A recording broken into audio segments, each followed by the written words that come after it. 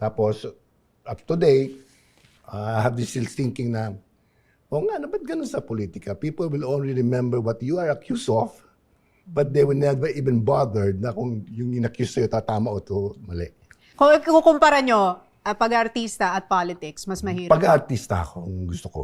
Parang that was a season in your life Yes, that you were in government. Yes. Para sa aming mga millennials, ang pinaka hindi namin makakalimutang issue was the Chris Aquino Oh, yes. controversy. Oh, yes.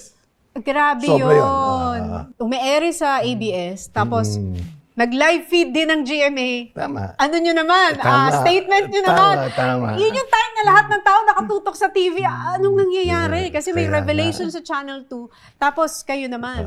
Paano nyo na-handle yung era na yun? Yung season na yun? In the title call ka lang. Meron kasi akong side thinking na ang lalaki hindi mananalo sa babae. Never. The only time na babae matatalo, pag yung anak na nagsasalita. Pero ang lalaki, as a gentleman, just keep quiet. Pero how did it change you? A lot. Yung issue na yun. A lot. Siyempre, sabi ko nga, you have to be really very careful.